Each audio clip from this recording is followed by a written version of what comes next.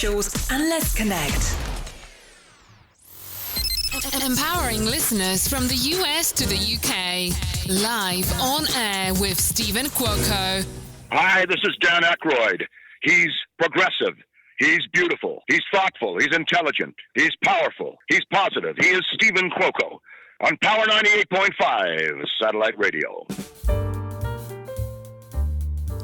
I'm glad that the email blast, the support, everything about this episode is huge. I mean, my assistant said the messages are coming in. If you are listening on the website on power985.com or on the app, definitely send us a DM. Love to hear from you. If you have any questions at all, we have with us today director, producer, actor, the one, the best, somebody who I got to witness in an interview with our mutual good friend, Matt Rosevalley, over at Shockfest Film Festival. We've got Michael Leavy with us today. I watched Terrifier 3. I'm going to be honest, I did not watch the first two. It was a prompt to after my conversation with the Shockfest team. I am supporting them this year. Shockfest Film Festival happening this month, November 14th and 15th. All great things here on Power 98.5, as well as Biz Talk Radio. Download the app, tune in on Alexa. And if you happen to not get all the excitement in today's interview with Mr. Leavy, it will be on any one of your favorite podcast platforms. Just type in the search. Live on air with Stephen Cuoco. However, we want you to be here first. Be here with us on Power 98.5. Where do we begin? He just had a newborn. I heard the baby in the background when we first called and connected with him. I'm excited for him. He's gonna continue to be an awesome father. He's an East Coast guy out of New York. We're both here on the East Coast. We know what family is about. I'm excited for him. Michael, welcome to Live on Air with Stephen Cuoco. Hi, thank you, Stephen. I'm happy to be here. I'm happy to be talking with you, and it's an honor to be on the show, and thank you for having me. You deserve it, and if the baby happens to need your attention at all, don't worry. We're not worried about the distraction. You know, that goes with the territory of being a dad. But it's exciting. That. Like, how old? Like, how are we talking? Weeks, months? Yeah, she's literally a week and 2 days. A week and 2 days. Wow. How's the wife doing? She's doing well. Thank you for asking. It was obviously a little rough. This is our second one. So I have a son who's 2 years old. So now I have a daughter. And so the balance of now having two kids and, it's fun, but you can't beat it. So I'm just, excited to take this next step in my life. Your accolades are huge. I mean, for obvious reasons, because of Shockfest Film Festival, the interview I got to see on the private VIP invite that Matt Rosevalley invited me on, you did very well. I know we were discussing Connected before this, and I thought this is a great way, having had seen that interview, and you're definitely film ready. The camera loves you. You're young, you're vibrant, you have this passion about you. And I'm sure a lot of us don't know a lot, which I hope it happens in this interview, exactly who you are, because your films and your projects are highly reviewed, recommended, acknowledged. But who is Michael Leavy? At the core, I'm just somebody who loved the entertainment business. I love entertaining people. I have a passion for film. I really, from the moment as far back as I could remember, this is something that I've always wanted to do, something that always fascinated me. I can remember at the age of 4, taking my mom's camcorder that she would, do home videos with and filming little film short skits with my siblings and also the neighborhood kids. So it was something that I really got into at a young age. I used to watch, a variety of different genres. I remember, comedies and things with Dick Van Dyke and Chitty Chitty Bang Bang, and then stuff like, horror, You Afraid of the Dark, Goosebumps, and then going into some more, adult kind of horror with Halloween 1978 and Stephen King's It. So I was very well, versed in, the different genres. And it just slowly became a passion of mine. I started acting at a young age. I did some commercials, did some theater work. And then as I got older, I kind of did a little bit more of the behind the scenes stuff and, ran my high school television studio and made skits and short films and comedy sketches and horror sketches and, whatever involves a camera, we did it. And eventually formed a company with a few of my buddies. And, the rest is history. Just been trying to make really good, fun, thought-provoking content, and above all, things that entertain people. That's the main thing. We want people who see our projects to kind of just escape, to have some fun, to just enjoy it. And, I'm just blessed to be doing this. What is the place or the area, Michael, that you're most passionate about? Is it being a director or is it being the actor? Because there's a difference between not only recognition, but also the attention that you have to put into it. So is it equally the same? Yeah, I would say, it depends on the day, I guess. I know, if I'm being honest, I know I'm a much better director. I'm a really good communicator. I love talking with people. I love getting, the best out of people. I love, guiding stories in a certain way. I know that that's probably what I'm most suited for, but acting, man, it's just a blast as well. It's different kind of pressure. I started out loving acting and then really ended up, kind of going into the directing, filmmaking, producer side of things, which I love, just as much. So I think it just depends on the project. It depends on where I'm at that moment. And I also like it because it keeps you on your toes. It keeps you kind of, with not getting too stale and not getting too stagnant. And for me, it's a nice challenge to kind of go back and forth between the two because, as much as I like, obviously overseeing everything, I also like being under the wings of somebody and having another director or producer kind of, tell me what their vision is as well. And it's a great way to learn, and it's a great way to network and to build experiences. So, it's all different phases that I really enjoy all of it. Have you reached your defining moment, or are you still wanting to know what exactly that means? Yeah, I would say I definitely have not reached that. Every day, always striving to, learn more, get better, do the best that I can, make the best film or story or project or whatever. I would say, it's a cliche, but the best is yet to come. I always believe that, because if you feel that you've kind of reached that, what's more to do? You know what I mean? Why even pursue it? It's just, there's really no purpose to it. So I think that if you're always, looking to strive for that, and you're looking to accomplish that and achieve that, that's what keeps you honest. That's what keeps you working. And that's what keeps you, genuine about it all.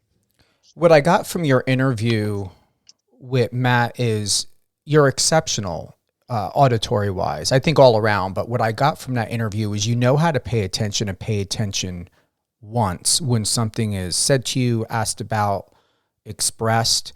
Has being auditory has been your superpower? Yes.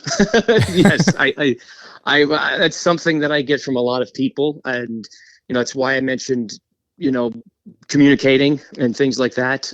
This is some kind of, I guess, gift, if you want to call it. I don't know, that I have always had. It's been innate. It's been, a part of me since I was a kid in school and, and in just life in general. So, this is something that I know that is a strong suit of mine. And again, it's something I guess you can't teach or you can't learn. It's just either you have it or you don't. And, for me, fortunate enough, that is something that I am confident in my skills with that. But again, it comes from just being who you are, being genuine.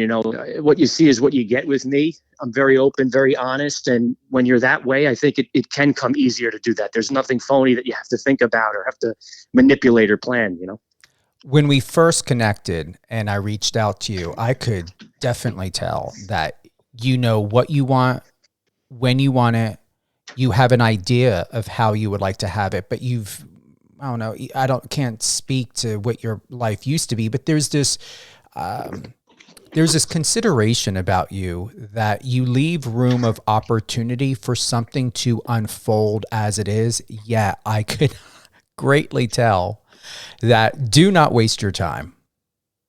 Mm-hmm. No, yeah, I mean, I think that came with also experience, and learning as you go, and the more you do it, the more you kind of get that trait. And there's so many times when I do these interviews and somebody says, is anything off limits, or is there anything that you're uncomfortable with talking about? And I usually don't say no. I just tell them these are some points that I'd like to discuss. These are things, because again, if you don't tell anybody, then you may never get there. And that's something I learned. Whereas if you need to be direct in exactly what you want and exactly how you want things to go, but then you can't limit yourself either. Because if you limit yourself, you never know what could be, where it could go, and what could come out of it. So, I'm always flexible. And I think that's the biggest thing in any business, in any career, is to be totally flexible. I say this all the time, especially when you first start out. I was put in a lot of positions because I always said yes to things. You just want to do them because you never knew where it was going to lead, where it was going to go, who you were going to meet, and how you were going to network with somebody and how that could work out down the road. And I built some great relationships, met some wonderful people that, maybe you never knew what was going to happen in the beginning of it. And then towards, 2, 3, 4, 5, 6 years down the road, remember this person? We had a great connection. And now it's time to put it into motion. I know we didn't cover the bullet point aspect, or we didn't get to that, but we're going to cover it. What would be one bullet point you want to do right now? The main thing is I want to definitely raise awareness. Obviously, everybody knows about what we're doing with Terrifier and the Terrifier franchise, and that's something I'm super proud of. But I also trying to raise awareness to another project that the same group of people, all of us, had gone over and done, called Stream. It's a movie that I actually directed. I'm really, really passionate about it. It was a passion project, and it stars a ton of horror icons, a ton of genre stars, and it really is something that I'm excited about. We have our entire Terrifier team, again, that's a part of this. It's now streaming digitally. And I just want, to let people know it's a film that's out there, especially if they like Terrifier. It's got, some really cool practical effects, but it's not as graphic, I would say, as the Terrifier franchise, because this is something that's totally different. We're trying to, expand our fan base, and we're trying to get a little bit more of a general audience. So if you're not a gore hound, that's okay. I think you can kind of dip your feet in the water and, go in slowly in the low end and say, oh, maybe this is something I might like, and I could take a look at a Terrifier movie. So that's something I'm really, really excited about. It's doing great so far with the horror fan base, and they're enjoying it, and that's super exciting. So hopefully we can launch another franchise. Do you feel that you're getting a lot of support from film festivals, or where are you extending to the most? Not for, because I don't feel that you are a media whore. I don't feel that you live to be constantly praised and your name up in neon lights. But where are you getting the type of response and support? Is it film festivals? Is it media? Are you outsourcing with yourself and your team? Where are you not overextending yourself? I think we're getting the most connecting. We're a very grassroots kind of production company. We go out to the people, we go out to our fans. I do a lot of conventions, and that's where I get to, horror conventions or pop culture conventions.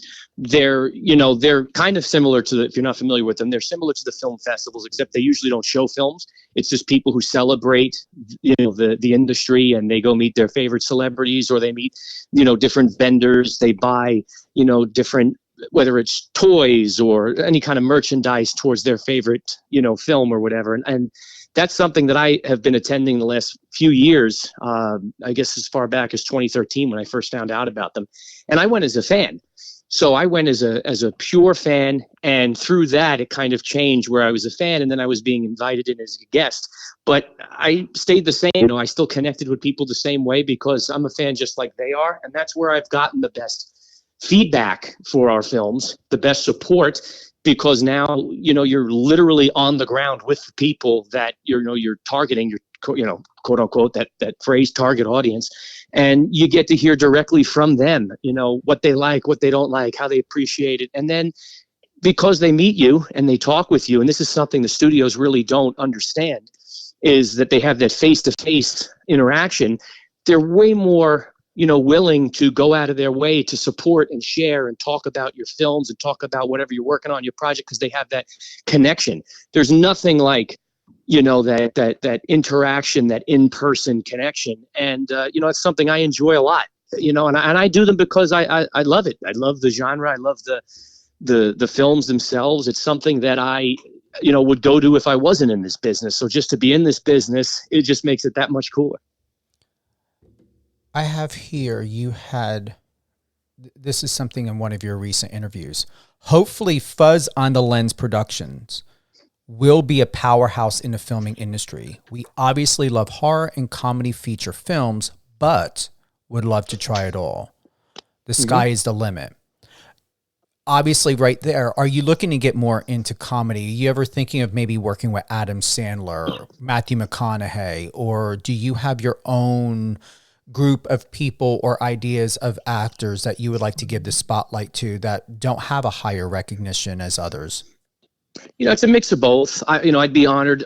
Again, being a fan of film in general, there are people that you have idolized or you've respected growing up, and it'd be great to work with them.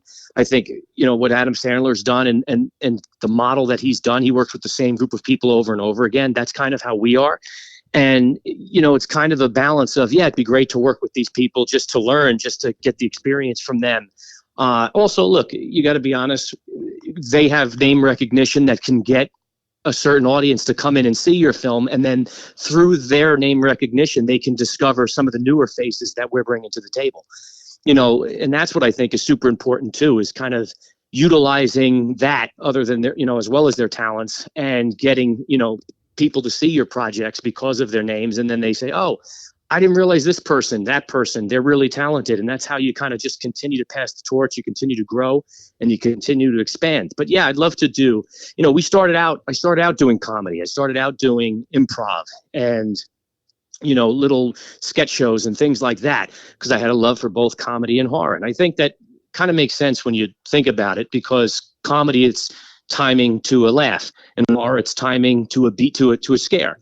And so they're very similar, just on two ends of the spectrum, but the way you get to them is the same. There's beats. And I think that's why I connect to both of those genres. But yeah, I love, one of my favorite movies is Shawshank Redemption. I love Mystic River. There's so many, films out there that aren't horror, aren't comedy, that I'd love to give it a shot and to, dip my feet into that realm. And again, everything is open. Like I said at the beginning, you never say no. You never know where it's going to go, what opportunities you might get. I mean, I would laugh when you say this, but something that I think is great is look what Disney's doing. They're in everything. I mean, they're making batteries. They have theme parks. I'm not saying Fuzz and Lens could, get to that stage, but it's definitely a goal that you put, because they're doing it huge. They're doing it where everybody, they can do any part of the business. Everybody knows who they are. And that's something that I think is definitely a nice goal to achieve, to look forward to, whether it happens or not. What would be bullet number 2? It's just to raise awareness to, obviously outside of Stream and Terrifier, it's just to raise awareness to Fuzz on the Lens, which is what we're talking about just now, which is my company. Started it in 2010, I guess unofficially, in 2013 officially. But we've been making movies with my brother. He's a part of my company and our company, and one of our best friends, Steve Della Salla. The three of us, we've been making movies since like the womb, basically, and we've been doing them together for a long time. We went to elementary school together, went to high school together, went to college together, filming little short films for festivals and YouTube, and when all that started popping. So we've been doing this together for a really long time, and just now we're doing it together, professionally. And, we work on a lot of cool projects. We've done documentaries, and we've done, commercials and music videos and stuff. So, definitely would like people to look into us if they don't know what Fuzz and Lens is, and just see what we've been a part of. We also started that viral clown craze that was happening, I guess, around 2014, when clowns became this huge, crazy sensation. We were the ones who did that. It was just a social experiment. We were trying to change the outlook on how the media kind of perceives things and what the news stories were. We thought, maybe in a couple of months this story would hit. I didn't realize viral meant it was like 3 days and this thing was everywhere. And then there were copycats all over the world. And it was cool because it gave us a little bit of recognition that ended up helping us do our first film, which was Abnormal Attraction, that I got to work with Malcom McDowell and Gilbert Gottfried and Academy Award nominee Bruce Davison. So, they were all these little stepping stones that you never know where they're going to lead. Have you ever thought of working with Joel Harlow? Of course. I mean, there are so many people. Let me tell you, there's so many people that I want to work with and that I would love to, just learn from and just kind of, hear their experiences and see how they got there. And that's something like now, if you notice, if you've looked at some of our films that we've been doing, particular stream, you can see some of the people we've worked with are some of the biggest names in the horror world, and that was something that, it's a little intimidating. I'm not going to lie, to go in and work with some of these people that have crazy resumes that have been doing this for years and years. You got Jeffrey Combs from The Reanimator, Danielle Harris from Halloween franchise, Todd. And, it's just really great to be able to work with people who've done it and then to hear them say, you're on the right path. And you're doing it right. And you remind me of, I remember Malcolm McDowell says, you remind me of Kubrick a little bit. He goes, you know what you want and you're not afraid to say it, because I told him to try something a little different. Did it politely. I was very cautious in how I said it to him.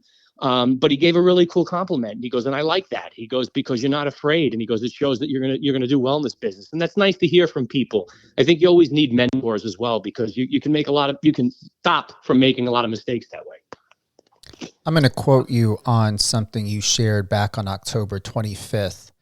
So we are now the highest grossing unrated movie in history. Wow. Behind the scenes, spreading some holiday cheer from the set of Terrifier 3, Art the Clown, Terrifier 2. Those last three are the hashtags. Thank you to everyone who's come out and supported us in seeing our film in the theaters. It means so much. Anyone going back to see Terrifier again, support indie horror. I wouldn't say it's a name. What is it that you want to do just in film as a director, producer, writer, even actor, that either hasn't been done before, or to remind people why it's here? It's pushing, I think if you're talking horror specifically, it's pushing boundaries always, but also doing it with class, because I think that there's a lot of films that they just push the boundaries for the sake of pushing the boundaries. I talked to somebody about this recently where there was a movie that was out there. They did some of the craziest things in there, but nobody liked the film. And the film had some great effects. They had some cool characters, but it was like, why is this not working? And something like a Terrifier working. And one was, I think that they were just trying to do a cash grab. And that comes out when you're ingenuous and you're genuine about something and you kind of just doing it for the money. I think that shows. And there's just no heart. There's no soul to it. So something I always want to be remembered for is somebody who genuinely cared about their stories, about their films, about the audience, about the people that, we want to see our films, because without them, there is no us. You can make movies till the cows come home, but if no one's seeing them, you're not going to be making movies, very long, at least professionally, where you can support a family. So, I want people to say, hey, Mike Leavy, Fuzz in the Lens, these group of guys, they poured their heart and soul into this. They cared about us, the fans. They cared about their projects. They cared about their films. They pushed boundaries, but they also did it with that class. They didn't, there's a line still to that, because I think that that's important. You don't want to turn people off. You don't want people to, not, kind of get overshadowed and not appreciate what you're trying to do. So I think that's important, and what we've done with Terrifier, I give this to Damian Leone, all the credit in the world. He created an icon now, which is nuts to me. To even say that, I always try not to, because it just feels crazy, crazy to us. There's the Freddy Kruegers, there's the Jason Voorhees, the Michael Myers. Those to us are like real horror icons. We feel like, almost imposter, but it's happening, and it's something that's really cool to be remembered as, and for people to appreciate it and to really see what we were going for, and and to see that, okay, these guys are genuine fans of this genre, and where they're showcasing why they loved it. For me, it was always the practical effects stuff is great. I never liked CGI ever, and it should be used as a tool. It shouldn't be used as a, replacement. So I think that was super cool. Also, the people we work with, we're always working with some of the most talented people in the world, but you might not recognize who they are. You might not know their names. They're up and coming people. And again, that's back to kind of that Adam Sandler thing we were talking about. They work with the same people over and over again. And that's something I want people that work with us to say, hey, they were really, really great to work with. I would work with them over and over again. They've treated us with respect. They've treated us, fairly. They're collaborative. They're supportive, and not only, what they're doing with each other, but also supportive in us. I try to support as many projects as I can. And that's something in my quote that you said about indie horror. That's something that we're the most proud of is, yes, Terrifier with all the accolades. It's amazing. It's great. It's fun. It's awesome. But what we've done for indie horror is what I'm most proud of, what we're most proud of, because we've opened up doors for these other filmmakers that maybe wouldn't get a look at, a shot at, because people kind of dismiss, the indie world. And now look at all these things that are coming out of it, Infinite Nature, and, the Winnie the Pooh stuff, and some of the other public domain things, some of the other films that are now, oh, wow, there's something here with these movies, whether you like them or not. There's stories there that we've never heard before. There's talented filmmakers that can be discovered. Stream would never have had a theatrical release if it wasn't for for Terrifier and success. But now they're taking these chances, and you're able to see these filmmakers get this attention, which helps them grow. Do you feel that the film industry has changed so much for the better or the worse now that videotapes, DVDs are non-existent and everything is digital, which is great. It's easy access. But has it changed the landscape of not only how we watch films, but how it gives the mood and feel the way vinyl does? Yeah, I think it's changed. Obviously, there's positive and negatives to it all. Overall, I think it's for the worse, because also people buy these. They buy their rent, but if you buy, you have these digital things. But what happens when the server goes down? What happens if the platform goes out of service? You don't really have it. It's not really yours. It's on this service that you buy, yes, but if anything happens, it's gone. Whereas when we had our VHSs or our DVDs or our Blu-rays, I think the Blu-rays was the peak. I think that was the best. You had these great HD, 4K, beautiful looking, films that you can literally play in projectors huge that look, in the theaters, and it would look just as good. And you can get a digital download with them. You can get these behind the scenes packages with them. I think that was the peak of where everything was great, because it wasn't like the old VHS tapes to where they could break as easily, where they can, scratch up, where they might not work. These were preserved, tangible physical media. So I think that is kind of where it should have been. I get the easy access. I'm one of the people that are that are guilty of doing it. I love just being able to sit home, turn on my TV, be lazy, not have to pop it in and download something. And it's great in that aspect, but I think it does take away from, just the experience. We used to go to Blockbuster with my friends growing up and have bad horror movie night. And we just walk through the aisles. You'd find some crazy looking, box to the tapes or the DVDs or whatever. And you'd say, oh, this looks interesting. Let's rent it. Let's get it. And there were some great experiences that came out of that, and some great memories. So I think that also, I guess you can peruse the digital libraries, but yeah, everything's now so targeted and so geared towards, if you like this, then you'll like this, that you might not stumble upon some of these other, films and have the poster kind of jump out at you. And, I think that hurts. I think also what hurts is it's a lot easier to make a movie now with how everything is, but it's a lot harder to get discovered because there's so much content now. You could film a movie with your phone, and that's great because now people are able to, try things, experiment things. You don't need a whole lot of money. So on that end, it's amazing, and you can maybe get some filmmakers that never would have done this. But then at the same token, you have so many filmmakers, so much content. Somebody can make the most amazing film in the world. It may never get seen. And that's because there's just so much stuff, and it could be a hidden gem, and it could stop someone from doing a film because it's really hard to make your money back nowadays.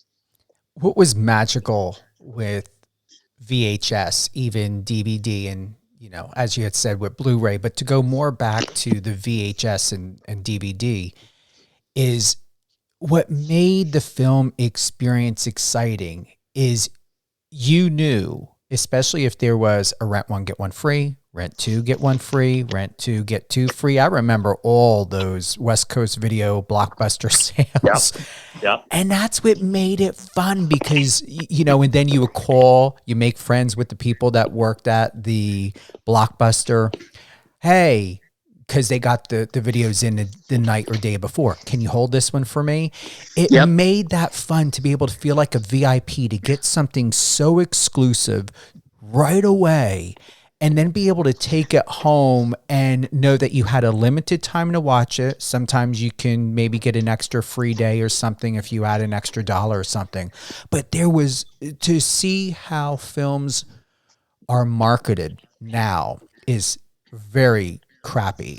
I find it so uninviting and because it lost the charm. It lost the charm. But what's nice is that there is a small, collector's market out there, just like with the vinyls, the VHS. Like we're actually doing a VHS with Stream, and one is because I grew up on VHS and always I remember fantasizing as a kid saying I can't wait till my movie is on VHS and it has a box and then it'll lift and and now it's like, I'd never gonna have that chance. So it's cool to be able to do that. But there are collectors now and it's a pretty solid market. But something I found out, which is kind of cool too with the exclusivity you're talking about, is there's only so many VHS tapes in the world. They're not making them anymore. So like all of these VHSs, these companies that are doing them, there's like a limited batch of these VHSs that they scour the earth in like different countries and then they burn your film onto them. And then that's it. It's kind of done. Yeah, maybe they could record over them or something, but they wipe them, I guess. But for the most part, they're not making new ones. So like there still is that kind of cool exclusivity, vintage kind of thing. But again, it's not where it was. Unfortunately, it'll never be where it was because there was also the reverse of that. You went to the store, there would only be a few copies and they're out, and you'd have to wait. You'd run back to the store and you're hoping you call and you say, they're in yet? Is it in yet? Is it back? There was so much of that experience that's just gone that these new generations just will never get. Do you think we're ever going to have a Planet of the Apes type of experience where people are going to look back after the fallout of digital and just possibly, one day could be a possibility, internet and all of this collapsing, just imploding itself? Do you think that can be a reality? Yeah, I definitely think it can be a reality. I mean, look, anything is possible, especially when, they're talking about every other day if the grid goes out, if there's a cyber attack or all these things. So clearly it's stuff that can happen. And that's my point, not as serious, but when we were talking about if the platform goes out of service and now you lost everything in your library that you've had, so I do think it's possible. Do I think it will happen? Maybe not. If it does, it'll happen to an extent of where it's, for a certain amount of time, maybe not forever, because it also is just a race where, we persevere, we fight on, we figure out ways to make things, work and come back. So I'm sure we'd figure it out again. But there is a very real possibility that something like that can happen. And who knows what'll come out of that. I'm sure we'll come out stronger and come up with new, creative, exciting things, because with despair, sometimes you get some of the best things that come out of that. You need that challenge. Here's something you were asked. How did you come up with the kills for Stream? Your reply was, you try to do things that you haven't seen before, or at least try to do them in a slightly different way. Also, having Damian Leone in your corner, you can bounce things off him. Mm-hmm.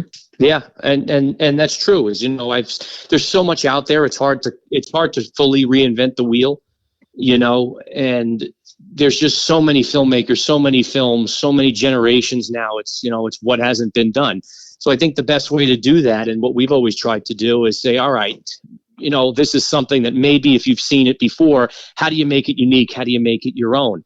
We had a kill in Stream that I'm very proud of. It actually involves tic-tac-toe. It's something that I've never seen, ever done. Are there other movies that might have a kind of game that's involved? Sure. We made it our own with tic-tac-toe, and now that's cool. It's like everyone talks about this kill that, like, you think of it and then you think of Stream immediately. And yeah, having Damian originally, when we were writing Stream, we never were making, it wasn't our goal to make it as I guess graphic as we were going to. Again, not as graphic as Terrifier. This is not Terrifier. It's something totally different. But when you have somebody like that is just, in my opinion, the master of practical effects in this day and age, you'd be silly not to discuss, your kills with him and say, what do you think we can do here to kind of up the ante, make it cooler, make it crazier, make it fun, make it more interesting. And so there was a lot of what we had in the script that was kind of basic, that we took it to the next level, because you have, one of the geniuses in the room, and that was fun. He's very on both ends. I've worked with Damian now when he was the director and I was his assistant director producer, and he's collaborative there. And I've worked with him when I'm the director, and I'm running the show a little more, and he's very collaborative there. And these are people that I love to surround myself with, and I know he loves to surround himself with, that for the betterment of the project, that are supportive of the filmmakers they're working with. And it's a very open dialogue, collaborative thing. Again, now you have to have somebody steer that ship and, know when to take advice and when not, because, you don't want to have too many cooks in the kitchen and it just becomes this mishmash. So that's up to the person taking the info in and digesting it and then doing with it what he or she want.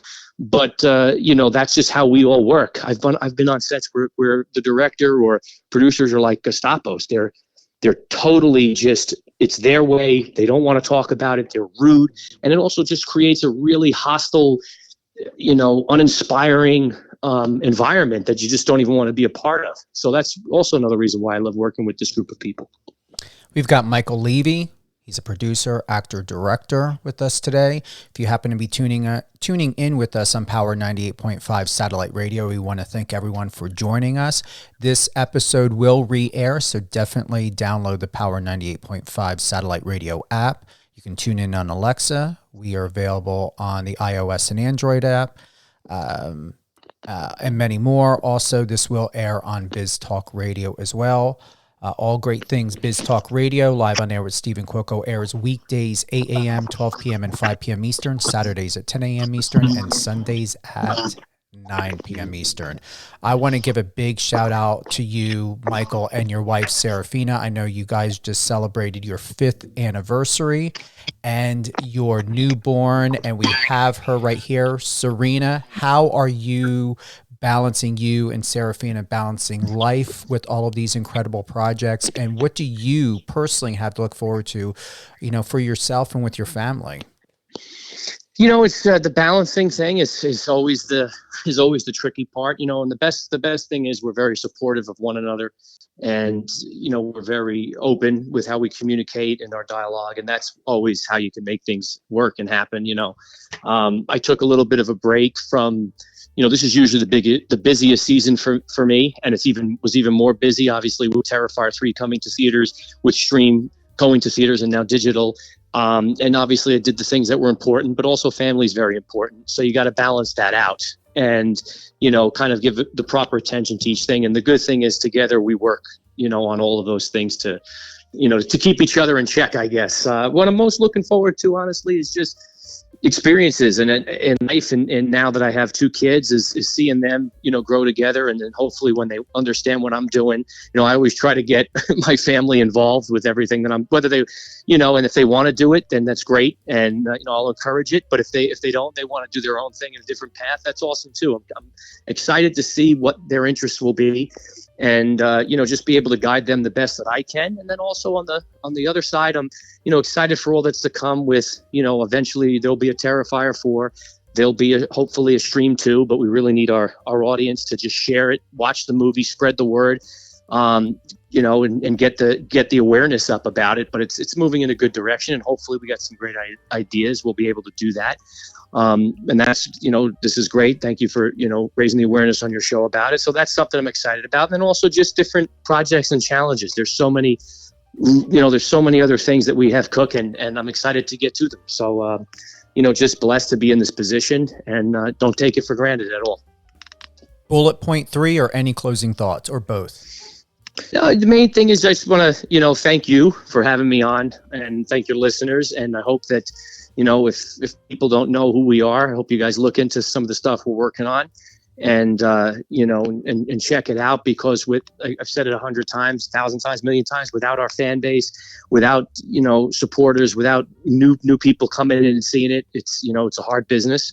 And hopefully we're doing things that you guys might dig. And if not this time, then maybe next time too, always changing it up and working on different stuff. So please, if you haven't, check out Stream on Vudu, which is Fandango at home now, or Apple TV or Amazon or iTunes. And also Terrifier 3 is still in theaters. Michael, thank you for being with us today on Power 98.5 Satellite Radio and Biz Talk Radio. Thank you so much. Hold the line real quick if you could, Michael. Thank you to everyone who's joined us today.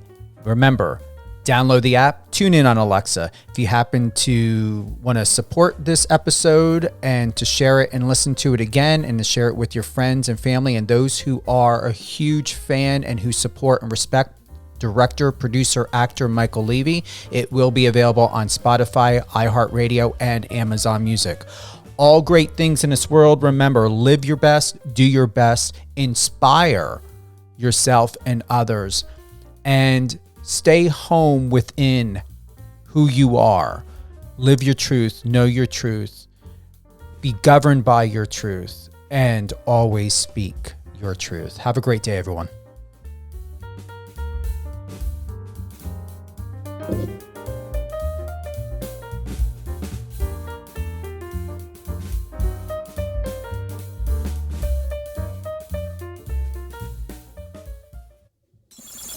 Friend us on your socials and let's connect.